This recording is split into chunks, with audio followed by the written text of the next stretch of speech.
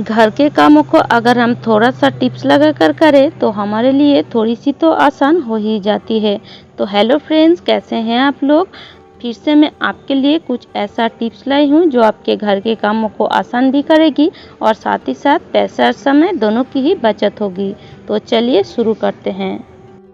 तो आज हम झाड़ू के ऊपर सेलो टिप लगाएंगे। तो इस तरह से सेलो टिप लीजिए और पूरे झाड़ू के ऊपर थोड़ा थोड़ा दूरी बराबर लगाते जाइए। और ये सेलो टिप को झाड़ू के ऊपर क्यों लगाना है, वीडियो को पूरा देखते रहिए, आपको ये टिप्स बहुत ही पसंद आएगी।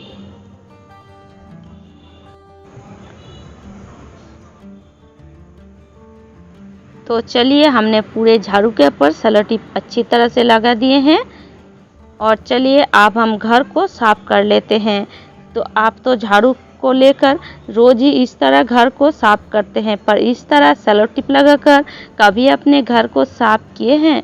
तो एक बार इस तरह सेलो टिप लगाकर जरूर घर को साफ करके देखिएगा।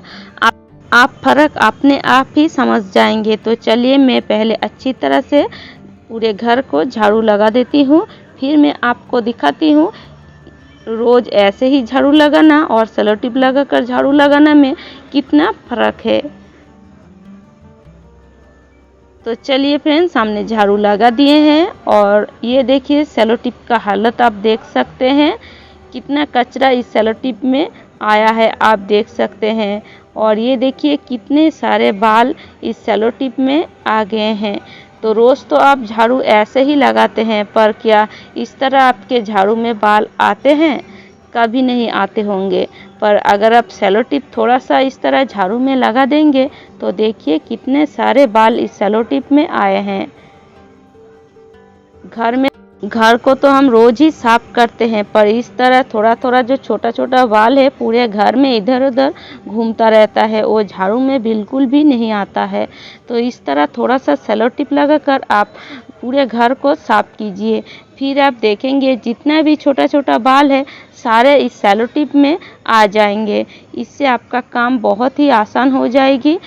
और ये जो बाल है खाने में गिरता है, किसी सामान के ऊपर गिरता है, तो इस तरह रोज़ झाड़ू लगाएंगे तो आपके घर में एक भी बाल दिखाई नहीं पड़ेगा। तो मैं आपको पास से दिखाती हूँ कितना बाल आया है इस झाड़ू में, आप देख सकते हैं। देखिए सेलो टिप में पूरे बाल ही बाल हैं, पर आप ऐसे ही लगाएंगे तो ये बाल बिल्कुल भी नहीं आएंगे। ज़रूर एक बार आजमाइएगा। तो उम्मीद करती हूँ ये टिप सबको अच्छी लगी है। आपके घर में भी क्या आपके दरवाजे इस तरह से आवाज़ करते हैं? अगर आपके दरवाजे भी इस तरह से आवाज़ करते हैं तो मेरे ये टिप्स एक बार अपना कर देखिए, दरवाजे का जो आवाज़ है वो तुरंत ही बंद हो जाएगी। तो आप क्या कीजिए, थोड़ा सा सरसों का तेल ले लीजिए और किसी भी चीज़ में इस तरह से आप दरवाजे की जो कब्जा होती है उसमें इस तरह से थोड़ा थोड़ा डाल दीजिए, जैसे ये कब्जा के अंदर अच्छी तरह पहुंच पाए। इस तरह से आप कोई भी चीज़ से इस दरवाजे की कब्जे में थोड़ा थोड़ा ऑयल डाल सकते हैं और इस तरह से पूरे जो कब्जे हैं सारे कब्जे में थोड़ा थोड़ा ऑयल डाल दीजिए। एक ब्रश की मदद से भी इस तरह आप ऑयल को लगा सकते हैं। तो इस तरह से आप डालकर 10 मिनट के बाद दरवाज़ा खोलिए, जो आवाज़ है वो तुरंत ही बंद हो जाएगी। आवाज़ आपको बिल्कुल भी नहीं आएगी 10 मिनट के बाद। तो इस तरह से आप आपके घर के जो आवाज़ है उसको बंद कर सकते हैं। घर को तो हम डेली ही पोंछते हैं, पर जो घर इस तरह टाइल्स वाला है या मार्बल वाला है उस घर में देखिएगा ये जो जॉइंट है उस जॉइंट में बहुत ज़्यादा मैल बैठ जाती है, जो ऐसे ही घर को पोंछने से बिल्कुल भी नहीं जाती है।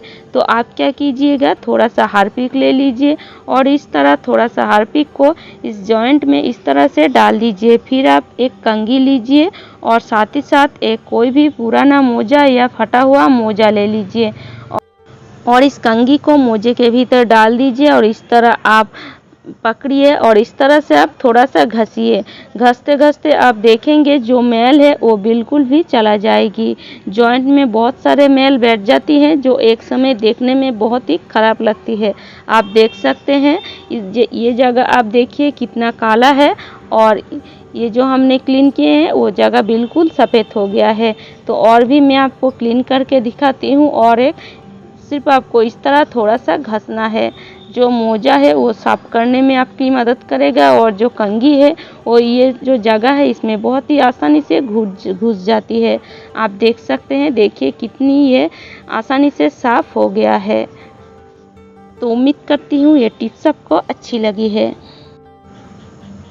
जब भी हम चावल बनाते हैं तो पहले तो हमें चावल को अच्छी तरह से धो लेते हैं और चावल को धोने के बाद ये जो चावल की जो पानी है इस पानी को हम बेकार समझकर बेसिन या सिंक में ही फेंक देते हैं।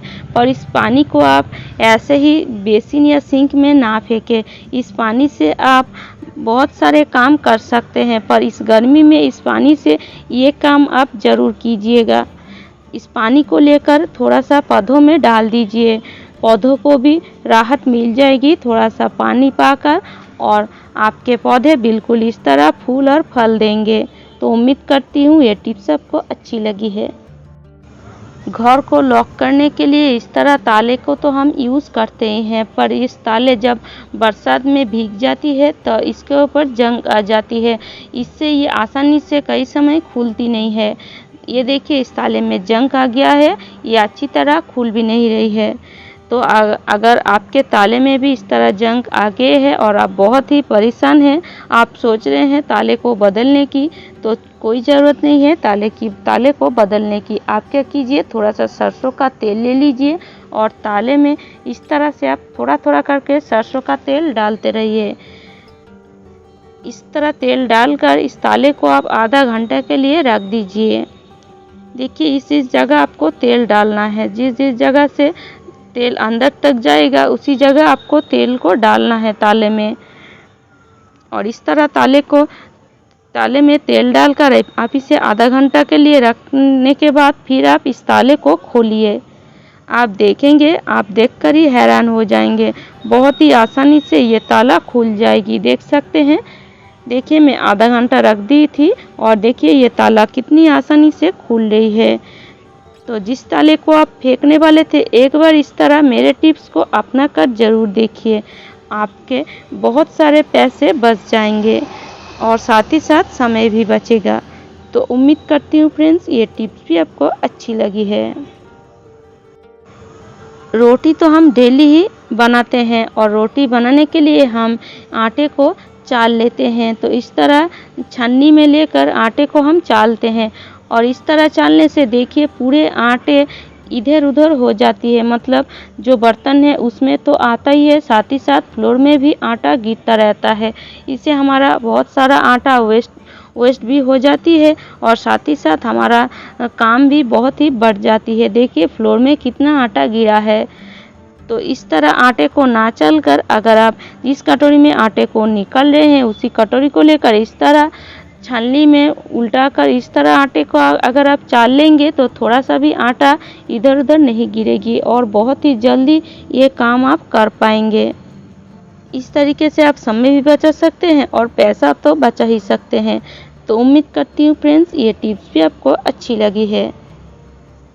तो उम्मीद करती हूँ आज के सारे टिप्स आपको अच्छी लगी है और अगर आपको मेरे टिप्स थोड़ा सा भी अच्छी लगती है तो लाइक कीजिएगा, शेयर कीजिएगा और मुझे कमेंट करके ज़रूर बताएगा।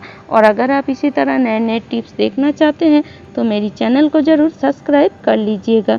तो चलिए आज यहीं तक।